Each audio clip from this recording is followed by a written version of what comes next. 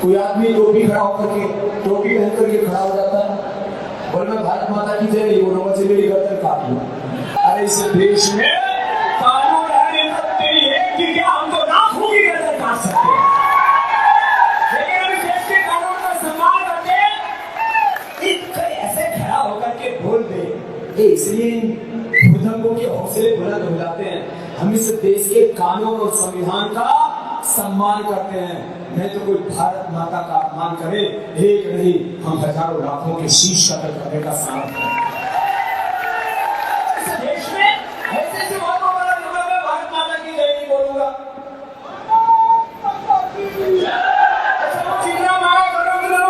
बोल रहे हैं आगे आप बिड़ा करेंगे मेरे साथ में भारत माता की, भारत माता की, वंदे वंदे। अब बताओ कुछ लोग इसी में बोले, और फिर मुझे आश्चर्य होता है, कुछ संस्थाएं बनी फतवा जारी कर दी, भारत माता की जय बोलना ये हमारे धर्म के खिलाफ है। ये कैसे हो सकता है? किसी भी अपनी मातृभूमि को गौरव देना किसी मजहब के खिलाफ नहीं, और जो मजहब ये कहता हो कि अपनी मातृभूमि को गौरव मत दो, वो मजहब भी देश के हित नहीं। कौन सा ऐसा मजहब है जो कहता हो कि अपनी मातृवतन को, अपनी मदर नहीं को, अपनी मातृभूमि को गौरव मत दो? भारत माता की जय बोलना कोई किसी की पूजा नहीं है। भारत माता की जय बोलना किसी की जय आदि उतारना नहीं है। भारत माता की जय बोलना कोई जड़ पूजा नहीं है। ये अपने राष्ट्र के गौरव का, अपने राष्ट्र के स्वाभिमान का, अपने देश की गरिमा का प्रश्न है। और हम हिंदू हो, हम मुसलमान हो, हम सिख हो, हम ईसाई हो, हम सबसे पहले हिंदुस्तानी हैं। ये सबका बाबा रामदेव ने ये कहा कि हम अगर नहीं होता है तो हजारों लोगों के सर कलम करने के लिए भी तैयार। नहीं, ये बात गलत है, ऐसा नहीं करना चाहिए। ऐसा भी फतवा जारी कर दीजिए भैया कि भारत माता की जय भी बोला जाए। उसमें कोई ये माता पिता की बात नहीं है, मदरलैंड की बात है। जिस ज़मीन पे आप खड़े हो, जिस ज़मीन का पानी पीते हो, जिस ज़मीन का आप दाना खाते हो, उस ज़मीन की बात है, माता पिता की बात नहीं है ये। तो ये करना चाहिए, बोलना चाहिए, मैं ये समझता हूँ। अगर नहीं बोलते हो तो आपकी मर्जी, उसके लिए कोई ज़ोर ज़बरदस्ती नहीं करेगा आपको, क्योंकि अगर आप ज़ोर ज़बरदस्ती करो तो आप बोलोगे तो आपके मुँह से अच्छा भी नहीं लगेगा। बात दिल से निकलनी चाहिए। भाई साहब ने एक सवाल पूछा है कि वो कई बार मेरे प्रोग्राम सुनते हैं टेलीविज़न पे, और कहा है कि एक इलाका है जहाँ कई मुसलमान स्कूल है, लेकिन वहाँ वंदे मातरम नहीं पढ़ाया जाता है, हिंदी नहीं पढ़ाया जाता है, क्या सही है? और आपके मज़हब में, इस्लाम में देशभक्ति के बारे में क्या कहा गया है? पहला सवाल कि मुस्लिम स्कूल में वंदे मातरम क्यों नहीं कहा जाता? हमें ये देखना चाहिए कि कोई भी गाना या कोई भी चीज़ आप कहते हैं उसकी मानी क्या है। आप जब वंदे मातरम पढ़ते हैं उसकी मानी है कि हम सिजदा करते हैं इस देश जो हमारी माता है, ऐसे कहा जाता है, और हम इसकी पूजा करते हैं। ये हमारे लिए शिर्क है, शिर्क है इस्लाम में, और गलत है हिंदुइज्म में भी। हिंदुइज्म में भी आपको इबादत सिर्फ करना चाहिए एक खुदा की, धरती की नहीं। तो हिंदुइज्म में भी गलत है, क्रिश्चियनिटी में भी गलत है, इस्लाम में ही गलत है। लेकिन आम हिंदू अपने मज़हब को नहीं जानते, अपनी मजहबी किताबें नहीं पढ़े हैं, इसीलिए कोई भी आप गाना गाते हैं, अगर उसके मानी खुदा के खिलाफ है, अल्लाह सुब्हानहू व तआला के खिलाफ है, भगवान के खिलाफ है, तो ऐसा गाना गाना गलत है। आपने मुझे शुरुआत में नमस्ते कहा, नमस्ते, नमस्ते के क्या मानी है भाई साहब, आप बोल सकते हैं? नहीं पता क्या मानी है? माइक्रोफोन ऑन कीजिए जरा भाई साहब का।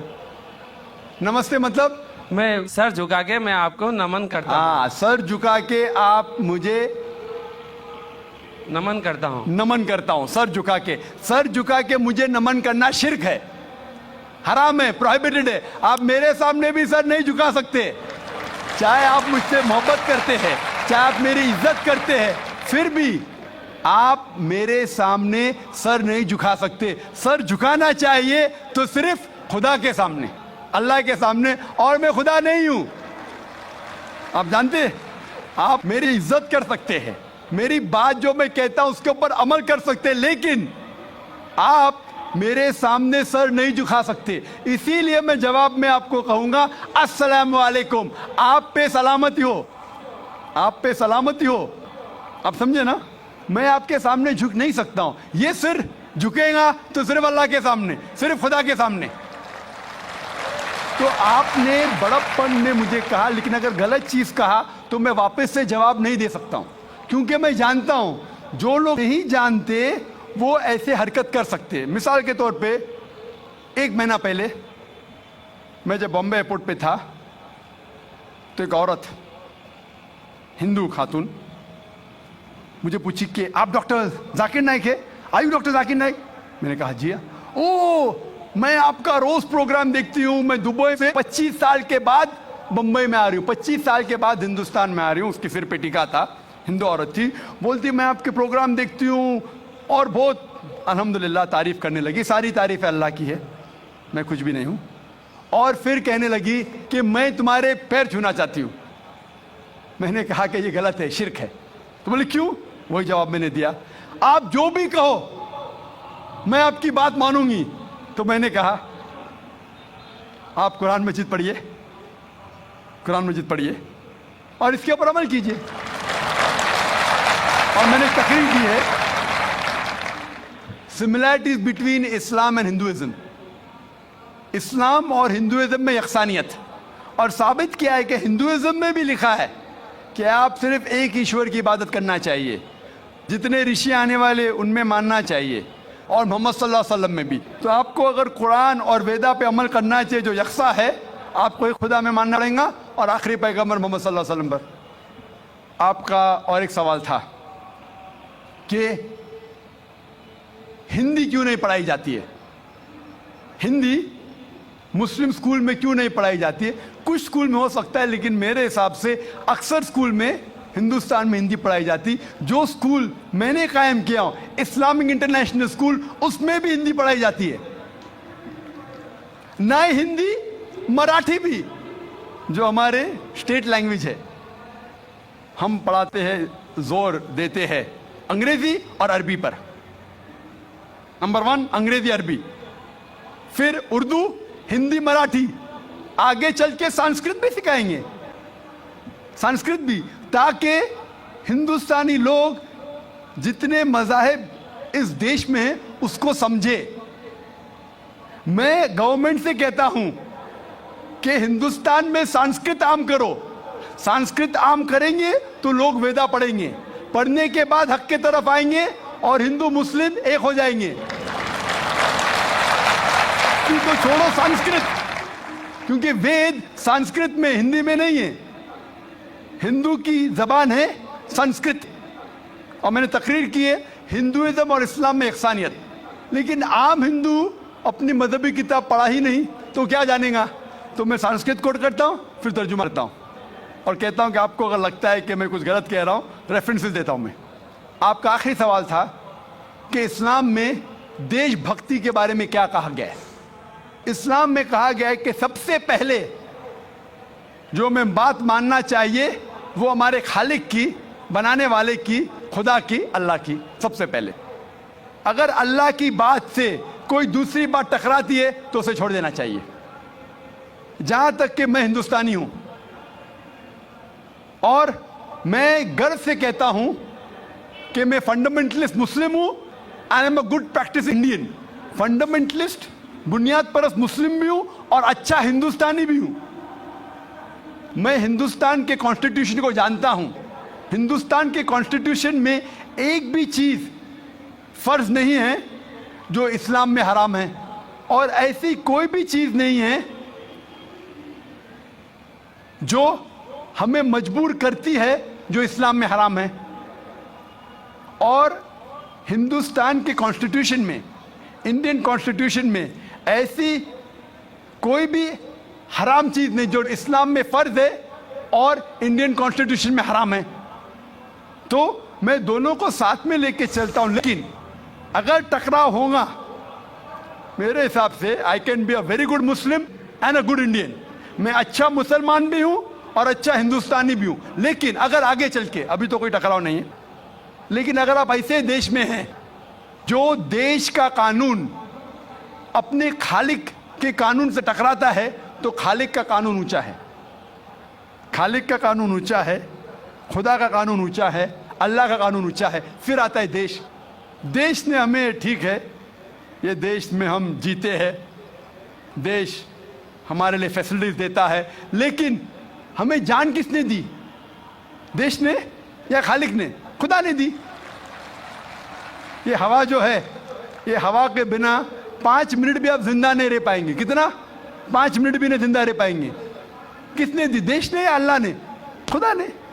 देश ने भी हमारे लिए अच्छे काम किए। मैं देश के खिलाफ नहीं हूं, मैं भी देशभक्त हूं। देशभक्त के मानी क्या? अगर आप बोलते देशभक्त मतलब देश की इबादत करना, तो मैं देशभक्त नहीं हूं। अगर देश की तरक्की चाहता हूं, हाँ मैं हूं देशभक्त। तो देशभक्त की मानी क्या इंपॉर्टेंट है। अगर देशभक्त मतलब देश की इबादत करना, तो ये गलत है। इबादत सिर्फ मैं खालिक की करता हूं, अल्लाह की करता हूं, खुदा की करता हूं। लेकिन देश की भलाई चाहता हूं, अगर वो देश कोई कानून लागू कर रहा है, वो शरीयत के अंदर है, खुदा के कानून के दायरे के अंदर है, तो मैं उनके साथ हूं। कई चीजें इस्लाम में मुबाह है, ऑप्शनल है, और अगर देश उसे कहता है कि करो, तो मैं करूंगा। लेकिन अगर कोई देश, चाहे वो अमेरिका हो या यूके हो, वहाँ का कानून अगर इस्लाम के खिलाफ है, तो मैं उस देश के कानून के खिलाफ जाऊंगा, क्योंकि मैं सबसे पहले मोहब्बत करता हूँ खालिक से, खुदा से, अल्लाह से, फिर अपने देश से। तो जहाँ तक के देश का कानून खालिक के कानून से नहीं टकराता है, हमें उस कानून पे अमल करना चाहिए। और मेरे नज़रिए से एक भी हिंदुस्तान का कानून मुझे मजबूर नहीं करता इस्लाम के खिलाफ। इसीलिए मैं कहता हूँ I am a very good practising Muslim, fundamentalist Muslim, at the same time a very good practising Indian. Hope that answers the question. जी तो नाज़रीन, आपने आज की वीडियो को समाप्त फरमाया। हिंदू पंडित रामदेव का कहना था कि अगर इंडियन कानून इस बात की इजाज़त देता कि ऐसे लोगों का सर उड़ा दिया जाए जो जय माता की का नारा नहीं लगाते, तो ऐसे लोगों का सर कलम कर देते। हालांकि ये बात बिल्कुल गलत है। जो बात मुसलमानों के मज़हब से टकराती है, उसे उस पर मजबूर करना हर किस्म की मजहबी आज़ादी से अलग है। दुनिया का हर मुल्क सबसे पहले मजहबी आज़ादी देता है, लेकिन भारत में मजहबी आज़ादी नहीं है। जो चीज़ मजहब की बुनियादों से टकराती है, वो मुसलमान को करने पर मजबूर करते हैं। अगर मुसलमान ना करे तो उन्हें देश का गद्दार कहा जाता है।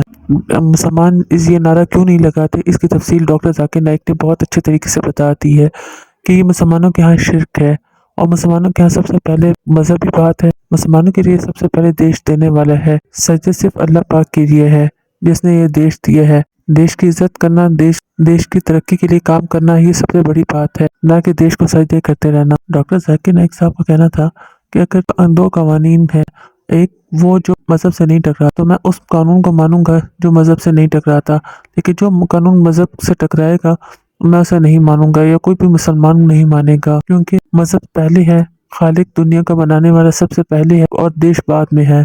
देश की तरक्की के लिए, देश की खुशहाली के लिए जो भी काम किया जाए वो कम है, लेकिन देश को सजदा करना एक गलत बात है जो कि खालिक के कानून से टकराती है, तो कोई भी मुसलमान इसको नहीं मानेगा। तो नाज़रीन, आपको आज की वीडियो कैसी लगी? हमारी वीडियो को ज़्यादा से ज़्यादा लाइक करें, शेयर करें और हमारे चैनल को सब्सक्राइब करें।